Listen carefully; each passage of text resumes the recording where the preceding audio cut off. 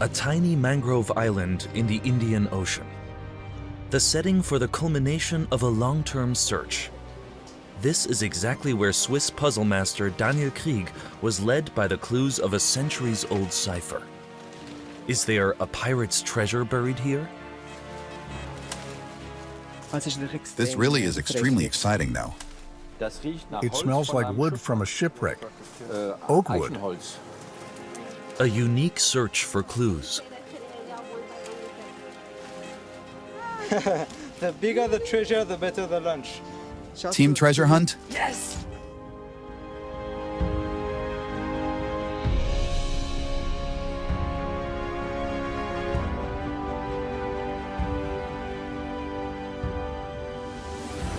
Take a pair of doves. Pull out their hearts and press them onto the horse's head. Instructions from an almost 300-year-old cipher, as unbelievable as it may sound, lead to thrilling archaeological discoveries.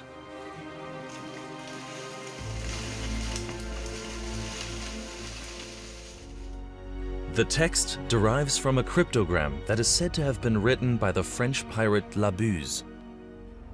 Does it contain clues regarding the hiding place of his million-dollar treasure?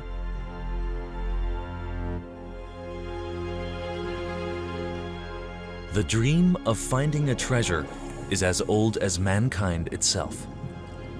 Particularly interesting, lost pirate treasures.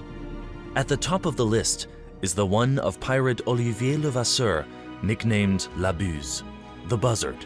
He was up to mischief in the early 18th century, first in the Caribbean and later in the Indian Ocean.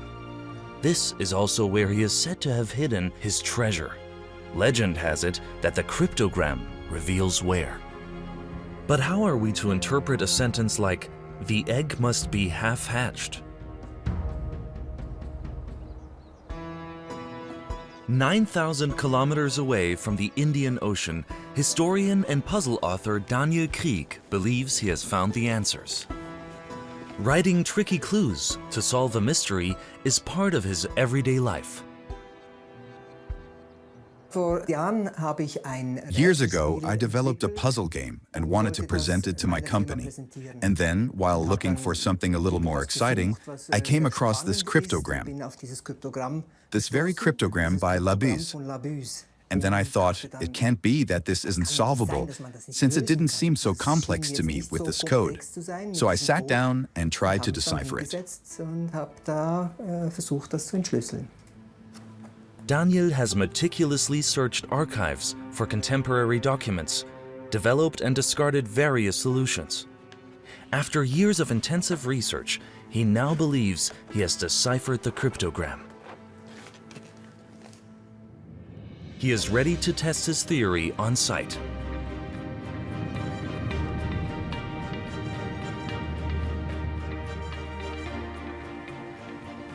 Daniel's first destination is the island of La Réunion. Some treasure hunters suspect that the pirate treasure could be hidden somewhere in the hinterland of the capital Saint-Denis. At first glance, the deep valleys and ravines seem to be the perfect hiding place.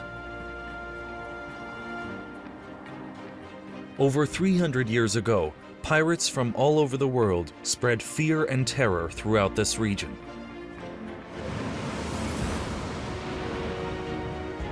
With their fast sailboats, they lie in wait for merchant and pilgrim ships from India and the Far East.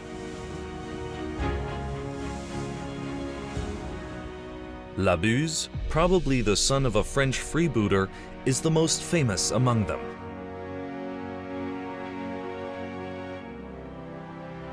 British historian Marina Carter is already waiting for Daniel at the port of St. Paul. She wants to show Daniel the historical sites.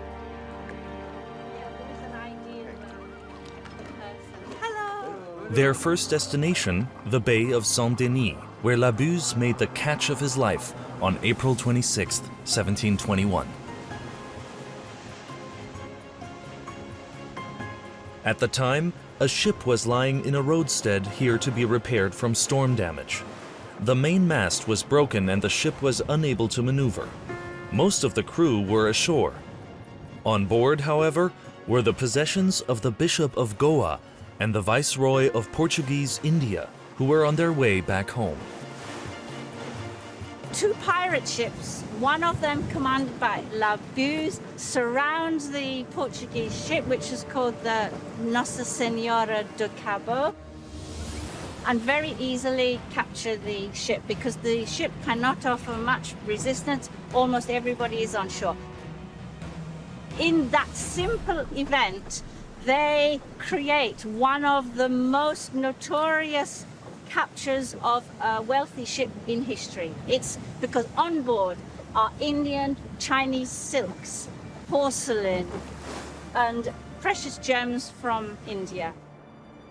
From the shore, the crew of the Nossa Senhora had to watch helplessly as the pirates took control of the ship, took it in tow, and sailed away towards Madagascar.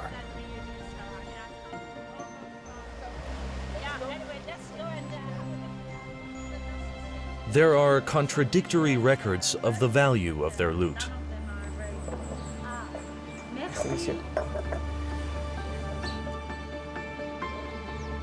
So here's the source that I have. It's from 1724, and the estimate that was given here is between 3 and 4 million Spanish dollars from the capture of the ship, which today you can multiply that by about 100, so you could say that it's between 3 and 400 million.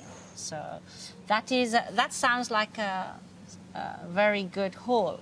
Very interesting because my source is completely different. Ah, okay. You know, this is from the Dutch Jacob de Bouquois. Yes. You might heard. The man who was held in captivity Yes, exactly. by the pirates. And yes. as you see here, he says is over 30 million of guilders. Wow. And if these are golden guilders, that would be 2.6 billion of euros. That's huge. That's huge, That's yes. an enormous sum of money, and a lot more than this. Yeah. So- But I guess what we can conclude is that this must have been one of the richest hauls in the history of piracy. Cheers.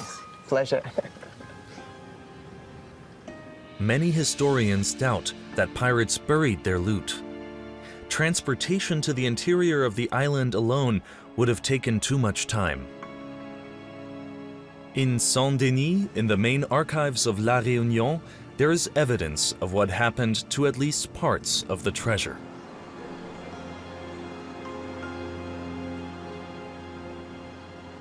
The loot was divided among the pirates according to fixed rules. According to the contemporary sources, there were around 480 men. Marina ordered the correspondence from the French East India Company, which was in charge here at the time. In order to put an end to piracy, the pirates were offered amnesty. But it came at a price. And this is informing us that the pirates are handing over some of the religious artifacts that they have with them. And the fact that they're handing these back indicates they are doing this as a gesture of goodwill to show how serious they are about accepting the amnesty. The documents also contain a reference to Olivier Levasseur, alias Buse. This is the most interesting of all the documents because this is a letter by Olivier Buse written to the governor of Bourbon on 25th March 1724. And he doesn't want to accept the amnesty right now because he needs to make some money so he can present himself in the appropriate manner for the captain of a corsair ship. At the time, Buse rejected amnesty. Whether he actually wanted to obtain money or rather keep his share of the treasure cannot be proven.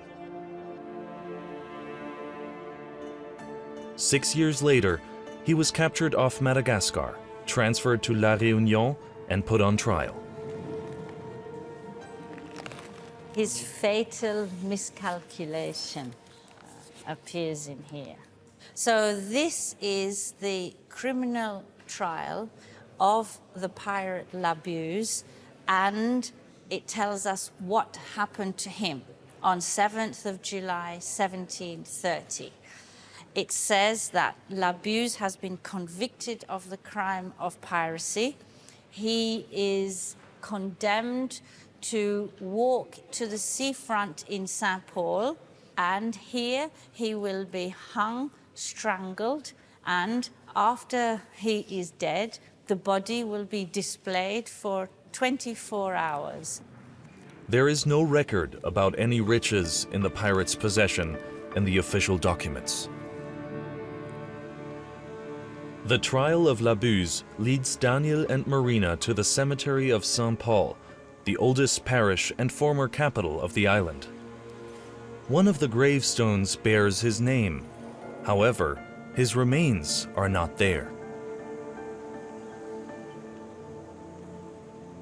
This couldn't possibly be the real tombstone of Buse. First of all, this cemetery was constructed about 50 years after Buse was hung. Secondly, a pirate who'd been condemned and hung would not have been allowed to be in consecrated ground. So to please the tourists, this was put here. But after that, it took on a life of its own because local people began to visit this site, and a lot of people on the island today still believe in a local kind of witchcraft, and they bring offerings to this tomb, and there are some people who believe that this tomb has a lot of power. So far, it has not yet led anyone to the pirate's legendary treasure. The only clue is a cryptogram with the words, "For the one who finds out," that Buse is said to have thrown into the crowd shortly before his execution. At least that is what Charles de la Roncière, historian and curator at the French National Library, claimed in the 1930s. Apparently, a reliable source. Daniel is not the first person to try to decipher the cryptogram. But as someone who creates his own riddles, he has a different approach to possible solutions than most treasure hunters before him.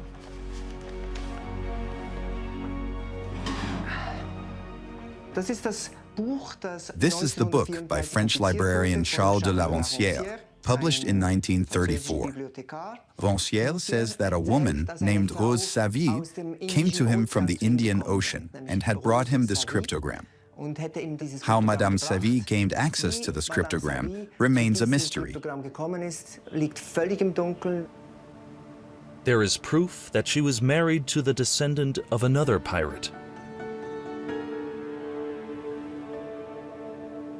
The cryptogram was written in a Masonic code, published as early as 1742 in a book which revealed the secrets of the Freemasons.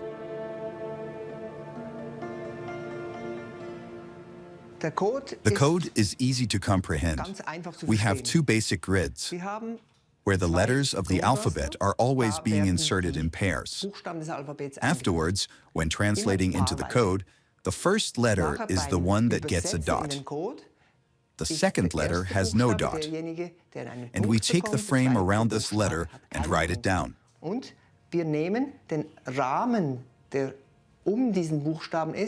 Here in the cryptogram, for example, we have this gate. So we look here in the code, this must be a P. This is a P. Then the next one here in this frame, which also has no dot. So it's an R.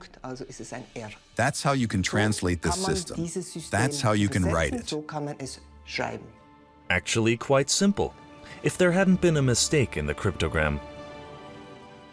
This means a dot has been lost, or a dash is missing where one should have been.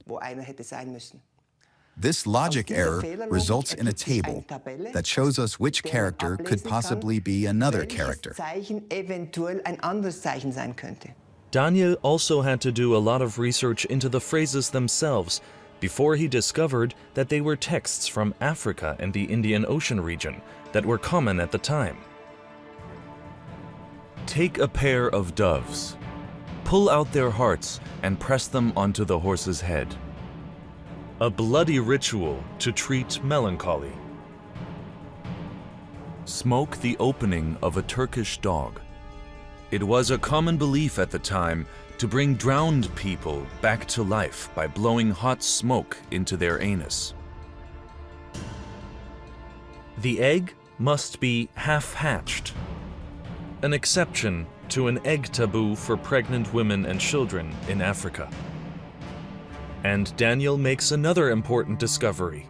The text uses the letters J and V, which were only officially adopted into the French alphabet 30 years after Buse's death.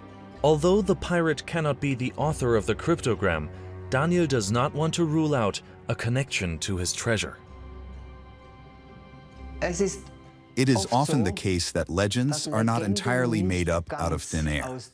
Many times you find that some core of the story could be true, or, as a matter of fact, is true.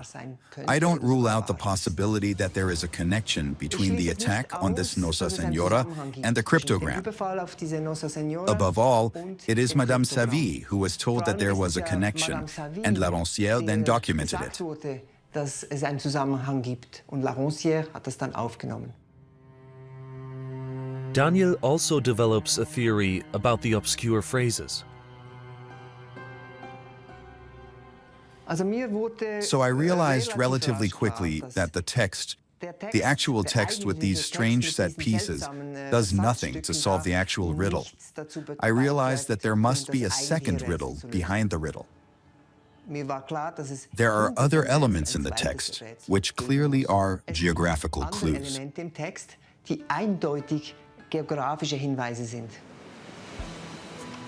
Daniel believes that the text serves as a disguise for a hidden second layer of the riddle. Possibly a map which, if he interprets it correctly, could lead him to the pirate's treasure.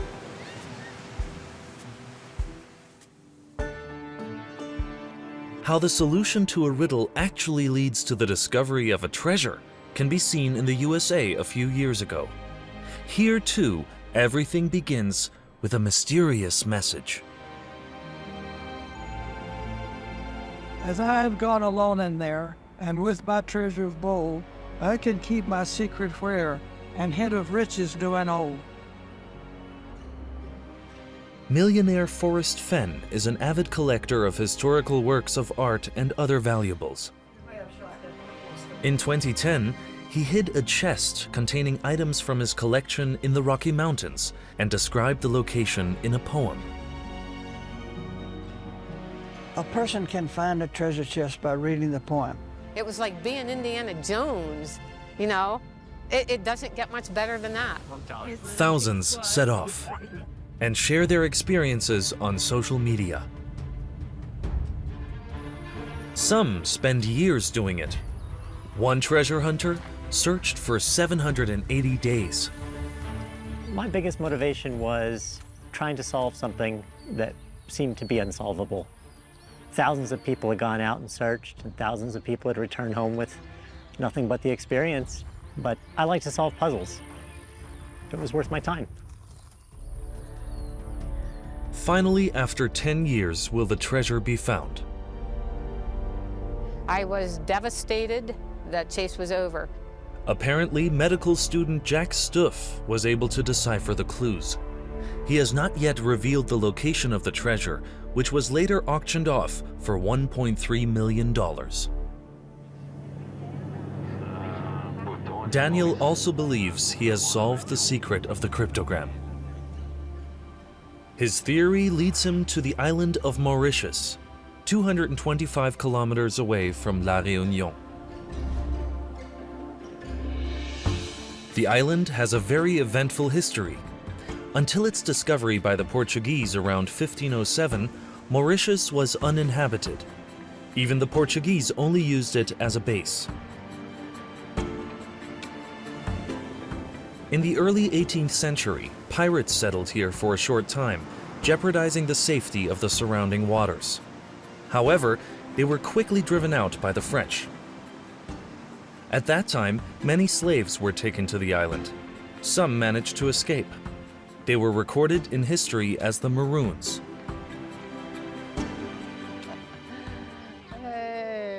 Daniel is already expected here too.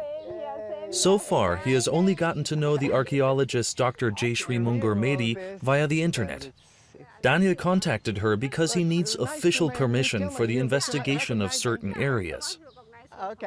Jayshree and her husband Nipon Mehdi have agreed to help him verify his theory. Nippon. That's a great pleasure.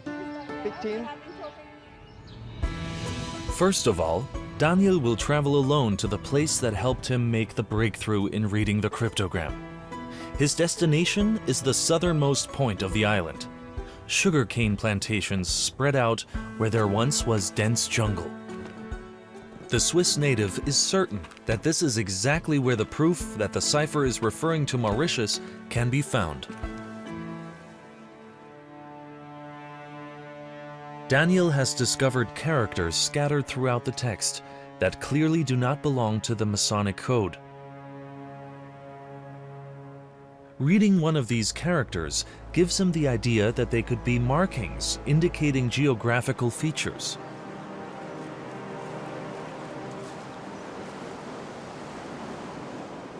The text of the cryptogram is actually nonsensical, but we have special characters which obviously help us.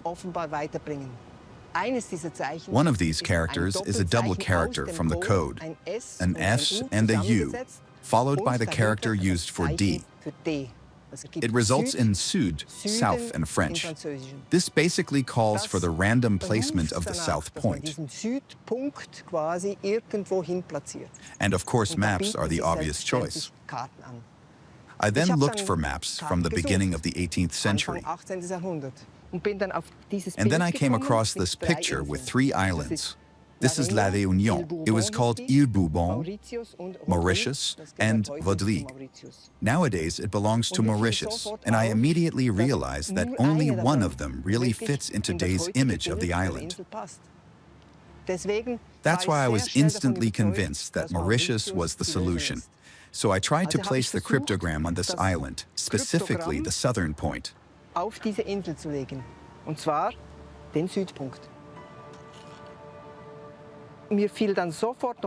I immediately noticed that there was another marker, a 45-degree slash.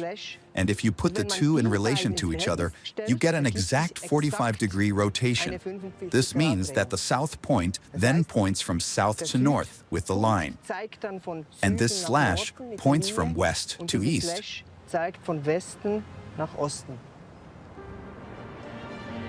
Daniel has thus not only determined the island, but also the angle at which the cryptogram must be placed on the map, with the help of the 45-degree inclined slash. A good starting point for his further search.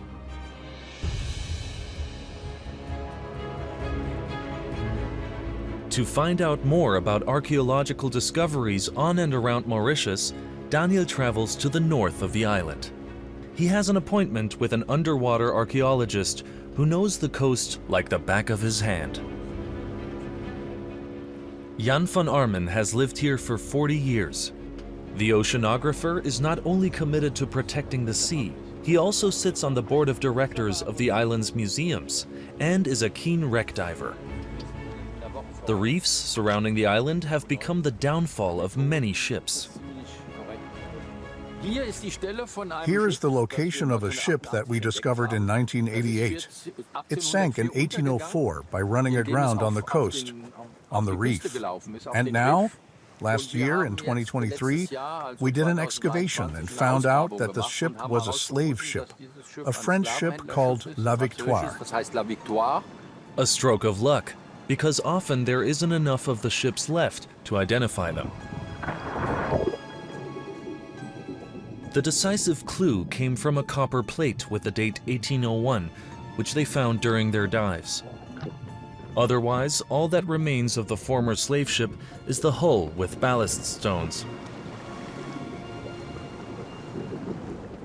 How do you find wrecks? Is there any special manner? Normally, you find wrecks either because a fisherman has spotted them or in archives, and then you go search for them.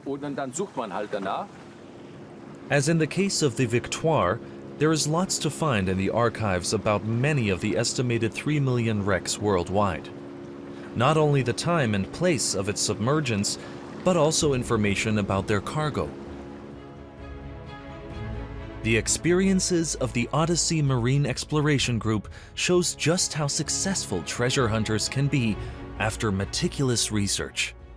For many years, the company systematically searched archives for sunken ships that had gold, silver, or jewels on board. The company has state-of-the-art equipment at its disposal, including remote-controlled vehicles, so-called ROVs, which can also operate in the deep sea. We are the only people who are successfully using ROVs to do shipwrecks to the extent that we do them, especially deep water shipwrecks. The business model was simple. There are billions of dollars worth of cargo on the ocean floor. Odyssey saw itself as an operator of commercial marine archaeology, where good business and sound archaeology go hand in hand. However, salvage, which is usually a difficult task, sometimes seemed like child's play compared to the protracted international court cases in which ownership or division of the unearthed treasures is argued. This is one reason why Odyssey has now given up the search for wrecks and shifted its focus to locating minerals and natural resources on the seabed.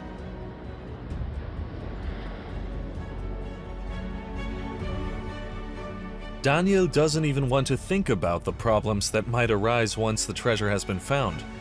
It is still just an idea that a treasure map is hidden in the cryptogram.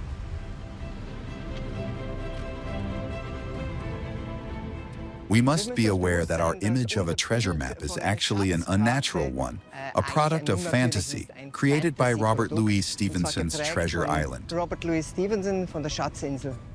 In Stevenson's novel, the point where the treasure is buried is marked with a cross on the map. Yet nobody knew where the island was. But what if the island is known and the location of the treasure is not revealed to the uninitiated? Daniel believes that the author would choose prominent points in the landscape as so-called anchor points. A high mountain, a river, or the southern tip of the island. He would have to pinpoint their location on a map and then transfer the position in form of a symbol to the appropriate place in the cryptogram. During his research, Daniel actually came across a contemporary map that could have been used when the cryptogram was written. Now he wants to check whether his theory holds up at a second suspected anchor point he has discovered. It's about the highest mountain on the island, the 828-meter-high Morne au Piton de la Petite Rivière Noire, which was first measured in 1753.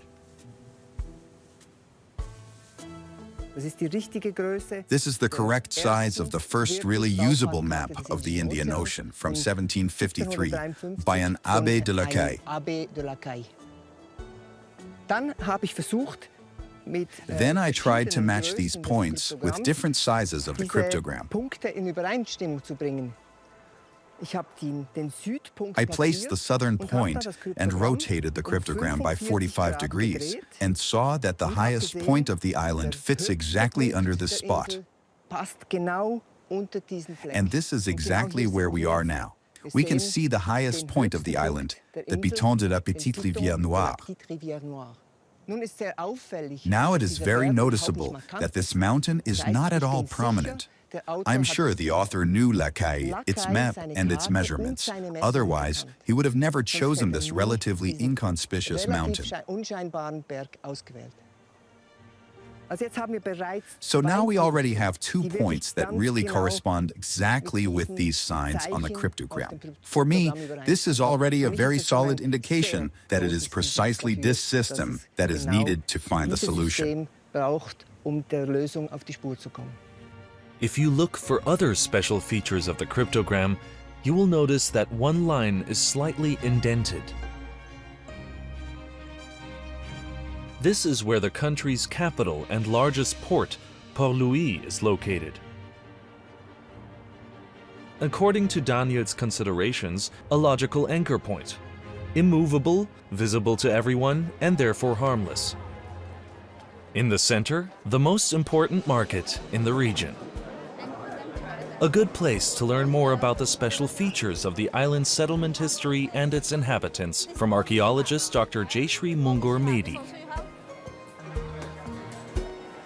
You see the Creole, right? All this you have, I'm sure. Which there? They are as diverse as the products on offer at the market stalls. Many are descendants of former slaves. At the end of the 18th century, slaves made up 85% of the population. Finding and researching their archaeological traces is part of Jayshree's everyday life.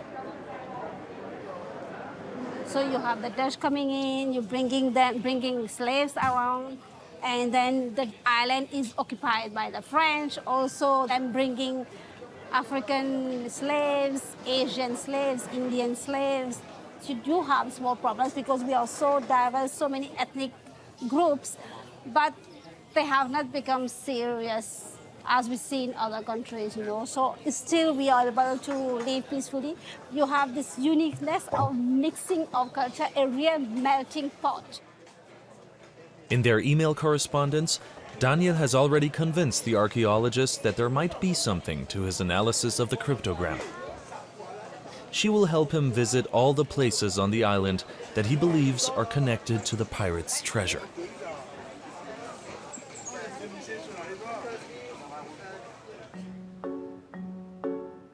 The discovery of the symbols and their possible connection to a contemporary map helped provide Daniel's breakthrough, but also meant that Buse could no longer be considered as the author. The map was created more than 2 decades after the pirates' execution.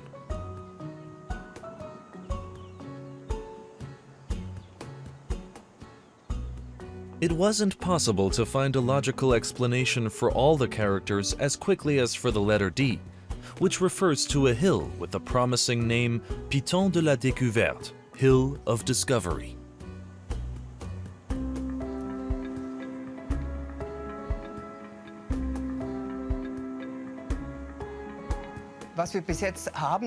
What we have so far are these characters, those special characters. It's really interesting that there are different types of characters. We have this one letter on the Piton de la Découverte.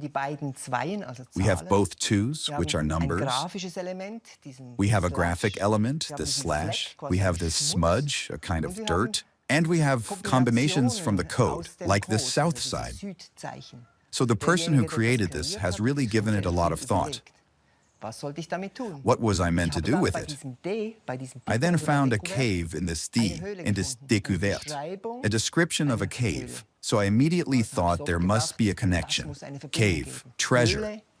He must have hidden the treasure there.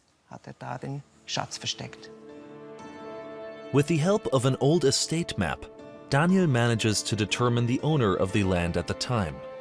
In the 1750s, the land around the hilltop belonged to a certain François-Étienne Le Juge, who was a great plant lover and advisor to the island administration.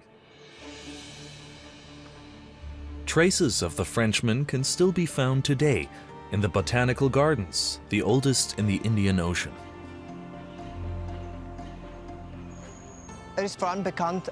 He is best known as a botany hobbyist who has imported many plants from abroad. He planted 800 trees in his garden.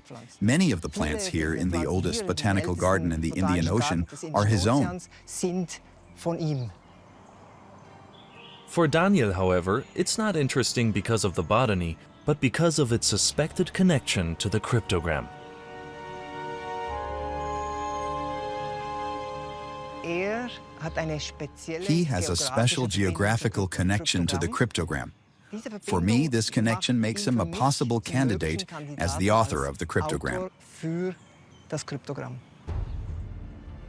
A bold theory at first glance, but Daniel has good reasons for this assumption.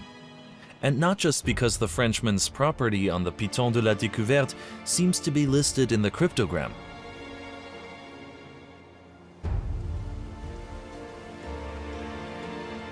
To explore the hill more closely, Daniel has arranged to meet Jayshree, who has never been to the Piton de la Découverte herself. Although the hill is rather inconspicuous, it can be seen from miles away in the flat landscape. This is probably why de la Caille used it as a surveying and observation point for his map of 1753. From here you have a clear view of the east and north coast. We are now located exactly at the D on the cryptogram. This is the Piton de la Découverte. The D fits exactly on the word découverte. And what's special is that I found this map in an archive in Le Juge's estate. Is it pure coincidence that the map was in the estate of the man whose property is also listed in the cryptogram? Maybe here we go.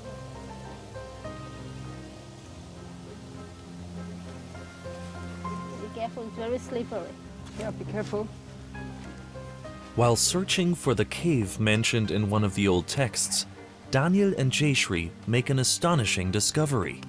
Walls in which Jayshree suspects the remains of an old camp of runaway slaves called Maroons. When you look at it, it's really primitive way of building stone walls. So something is going on. So what we have to know now is what is the connection of Mr. Le Juge with slavery and maroon camps. During the colonial era, slaves repeatedly escaped from Mauritius and formed gangs, preferably setting up their camps in inaccessible places.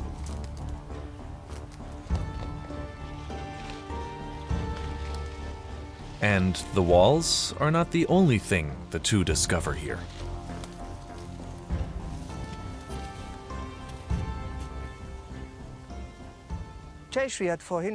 Earlier from up there, Jayshree saw that there is a symbol here. Obviously, here are these two parallel lines in this angle. And again, we found something here that we didn't expect at all. We wanted to see the hill, and we find signs in a rock here. Amazing. Well, I'm just completely blown away. We thought we were probably looking for a treasure. And what we're finding now are clues regarding the history of this land, which we never expected. During a treasure hunt, one should always be prepared for surprises. Daniel has experienced this time and again since he started working with the cryptogram. Identifying the island where a suspected treasure is located is one thing. Locating its hiding place using the markings is quite another.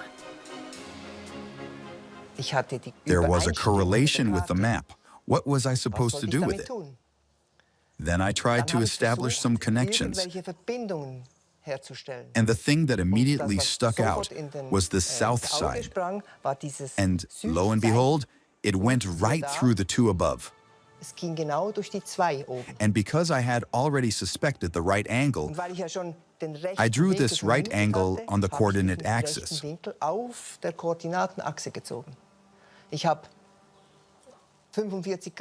I made 45-degree lines between these twos. The result looks impressive. I had now realized that there were definite connections between these lines. And now, I was stuck. Then I asked my friend Yves, he's a shaman, and I told him the story, only rudimentarily. And he found it very exciting. And then he came. He showed me that he had been penduluming. He took a map of Mauritius and, by using the half-half principle, trying to figure out whether there was any treasure hidden there. North-south, it showed north. West-east indicated east. He did this until there was only a small space left, and that was a little island in a lagoon. When Daniel inserts this information into his existing coordinate system, amazing new insights suddenly appear.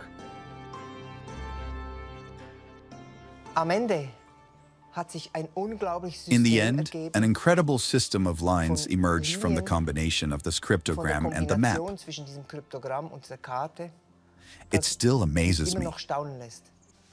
The author has combined three elements: the map from 1753, the cryptogram, and these lines.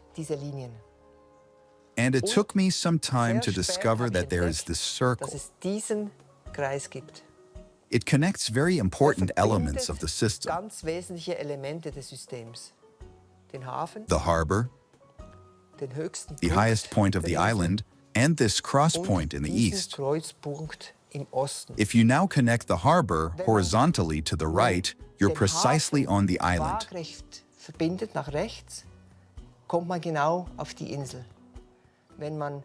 If you draw a vertical line through the connecting point, through the cross point, you come exactly to the line. And if you now draw a 45-degree line through the center of the circle, you are exactly on the island again. It was absolutely clear to me that there are no coincidences. There must be something there. Is this really the location of one of the most famous pirate treasures in history? Daniel's team has expanded yet again. Alexandre Pounier, an expert in metal detectors, and archaeologist Jan van Amin accompany Jayshree and Daniel on this final stage of the treasure hunt. Right in front of them is the island to which all the markings on the cryptogram seem to refer.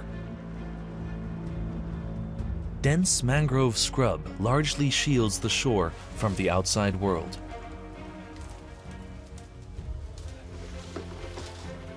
Getting inside is anything but easy. Alexandre and Jan begin searching the island, which is only 50 by 30 meters in size, with their metal detectors. But the roots of the mangroves soon turn out to be a problem.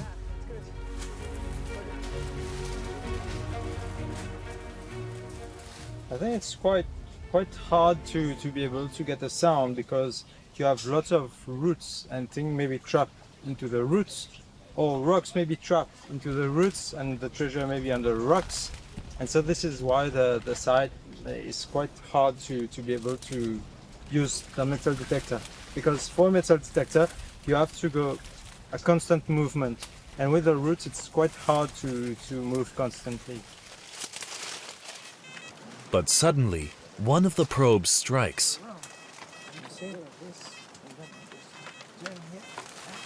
So can we say that's an area of 1 by 1 meter? Maybe this is a spot, and it could be first touch. There's a sound here, and for sure there's a sound here too. Let's clean a little bit around and some strong hands try to move the stone. I feel this is extremely exciting for everyone right now. Treasure fever has overcome the whole team, and things look promising at first. It smells like rotten wood. We have the mangroves, but it's rotten wood. It smells like wood from a shipwreck. Oak wood. But a disappointment awaits beneath the wood. The supposed treasure turns out to be an old beer can. So if there was something, it has been taken out. That's the pull tab from the can we found earlier. For me, it's a kind of treasure trove of memories. I mean, it kept everyone busy for about 2 hours, and they were all excitedly digging and hoping that it was something really valuable. Value is relative. Metal detectors only penetrate the upper layer of the ground. Even a treasure at a depth of just 2 meters would remain undiscovered.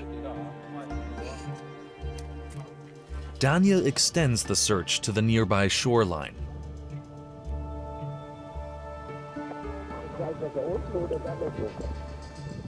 And Jan van Amin tries the bottom of the lagoon.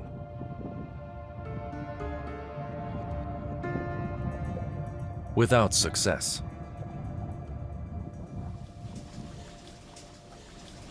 If I had lots of money, I would have used a scientific team with satellites, and they can draw like all the layers in the soil from like very deep to here where we are. That's ground penetrating radar.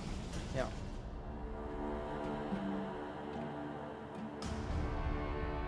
Without further technical aids or excavations, the mystery of the treasure to which the puzzling cryptogram may refer remains unsolved for the time being.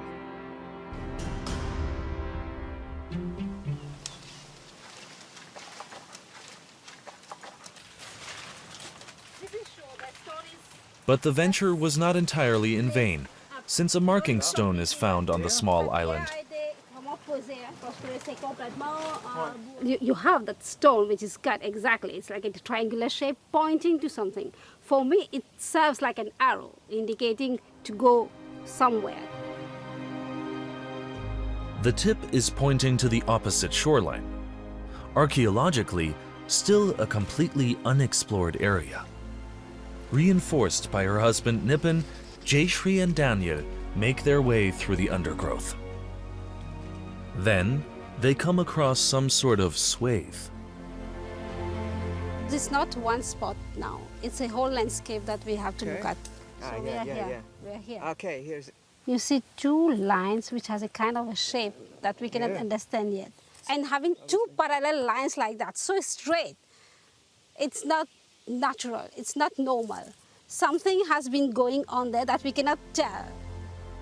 The parallel lines are reminiscent of the lines on the stone on the Piton de la Découverte. This. Oh.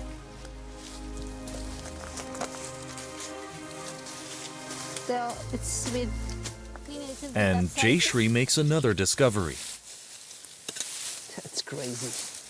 Crazy stuff So you here. can clean this a little bit. So definitely it's a... Obviously. There's no doubt. It's no doubt it's a man-made well kind of a thing. Can pull this. It's a kind of a step well, you know. Yeah. Very rough, very rudimentary, but it's definitely made. At first glance, it is impossible to say when and by whom the well was created. There's kind of a spring down there because some bubbles are coming out after cleaning it. The well is proof that people must have spent some time in the immediate vicinity of the mangrove island. And there is further evidence of human activity. Now just move your eyes around and be careful at the same time. So these are walls. And I can see walls. See, you can see walls, right? I can see walls. You can see walls. So if you see all around, Yes. you find stone alignments. Yeah. And whenever there is the alignment is archaeology. They are definitely man-made remains, part of wall or platform or, you know. Really exciting. Really exciting. When Really I saw exciting. these things, like, wow, this whole place is definitely showing that it's a space used by somebody. Can it be the pirates? Can it be to the Maroons? We never know, because now it's leading to a new research. So from that small island, we enlarged the scope of the survey, and it's wow. We got a good archaeological site. It's It's a bigger group, a bigger community living around or settling here for some time.